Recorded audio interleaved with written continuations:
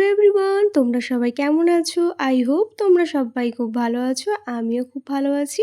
আমি পূজা তোমাদের সাথে শেয়ার করতে চলে আসলাম আবারও একটা নতুন ব্লগ নিয়ে। তো দেখো, আজকে ছিল বরমশাইয়ের ডে অফ, আর বাইরে কিন্তু আকাশের অবস্থা খুবই খারাপ। তবে কোনো কিছুর তোয়াক্কা না করেই আমরা কিন্তু তিনজন মিলেই একেবারে বেরিয়ে পড়েছিলাম আজকে একটু লং ড্রাইভে। প্রায় অনেকগুলো দিন ধরেই কিন্তু ভাবছি লং ড্রাইভে যাব, তবে এই আকাশের জন্য যাওয়া হচ্ছে না। তো আজকে সব প্রিপারেশন নিয়েই বেরিয়েছি। যেমন দেখো, আমরা হেলমেট পরে নিয়েছিলাম, আর মাম্মামের জন্য ছিল ব্যাগে ছাতা। তো এখনও অবধি তো বৃষ্টি নামেনি। যাই হোক, দেখো আমরা কিন্তু আজকে অনেকটাই দূরে লং ড্রাইভে চলে গেছিলাম।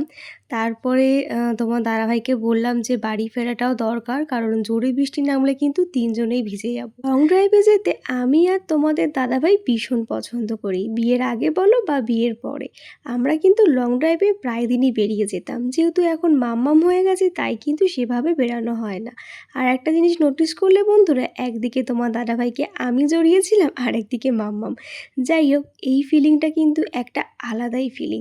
তোমরা কারা কারা লং ড্রাইভে যেতে পছন্দ করো অবশ্যই জানিও। আমার তো ভীষণ ভালো লাগে। তবে লং ড্রাইভে গেলে কি হবে, একটা না একটা গন্তব্যস্থলে কিন্তু আমাদের যেতেই হতো। তাই কিন্তু ধারে কাছে একটা ক্যাফেতেই আজকে যাব বলে ঠিক করলাম, যেই ক্যাফেটা কিন্তু সোশ্যাল মিডিয়ায় ভীষণই ফেমাস। আশা করি তোমরা বুঝতেই পারছো কোন ক্যাফের কথা বলছি। হ্যাঁ, আমি আজকে বলছি চায়ের হাটের কথা। তো এখানে কিন্তু প্রায় দিনই দেখি অনেককে আসতে, অনেকে ফটো পোস্ট করে। ভীষণ ফেমাস একটা ক্যাফে। তবে দেখবে যে কোনো ক্যাফে কিন্তু সন্ধেবেলাতেই বেশি ভালো লাগে। তো আমরা আস্তে আস্তে একটু বিকাল হয়ে গেছিলো, তখনও কিন্তু সন্ধে হয়নি। যেহেতু বৃষ্টি হয়েছে, চারিদিকে পুরো কাদায় ভর্তি ছিল, আর আমার তার জন্য একদমই ভালো লাগেনি। তাই কিন্তু আমরা এখান থেকে বেরিয়ে গিয়ে সামনে একটা চায়ের দোকান থেকে চা খেয়ে নিয়েছিলাম। আর চাটা খেতে খেতে দেখি বাইরে কিন্তু বৃষ্টি নেমে গিয়েছিলো। যেহেতু মামামকে বাড়ি থেকে সেরকম কিছু খাইয়ে আনিনি, তাই কিন্তু ওকে একটা বিস্কিট খাইয়ে নিচ্ছিলাম এখানে। আর বিস্কিট খাওয়াতে খাওয়াতে কিন্তু এখানে ওয়েট করলাম, কারণ বাইরে গুড়ি গুড়ি বৃষ্টি পড়ছিল। তো বৃষ্টি পড়ছে দেখে বাড়িও ফেরার ছিল। তো মাম্মামকে নিয়ে যখন বেরিয়েছি, কোথাও না গেলেও নয়, তাই কিন্তু আমরা চলে আসলাম আমাদের ডেস্টিনেশনে। তো দেখো, আমরা আজকে এসেছিলাম হনুমান মন্দিরে। এটাই কাছাকাছি ছিল একটা ভালো ঘোরার জায়গা। তো এখানে এসে একটু সুন্দর সময় কাটালাম। তো দেখো, মাম্মাম কিন্তু হনুমানজিকে দেখে বেশ মন প্রাণ ভরে প্রণাম করলো।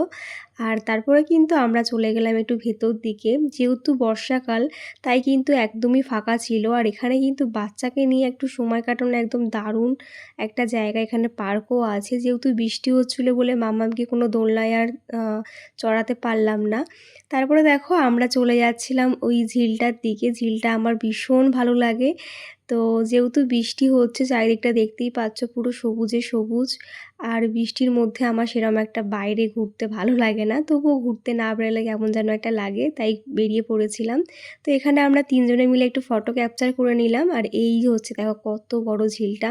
এখানে কিন্তু বেশ ভালো লাগে বসে থাকতে। গরমকালে না এখানে একটা সুন্দর হাওয়া দেয়, আর এখানের পরিবেশটা বেশ সুন্দর। যাই হোক, এখানে একটু থাকতে থাকতে সন্ধ্যা হয়ে গেছিলো। তারপরে দেখো, বৃষ্টিটাও জোরে নেমে গেছিলো। তো আমি এখানে একটু ভিডিও শ্যুট করে নিলাম গাছগুলোর সাথে, বেশ ভালো লাগছিল।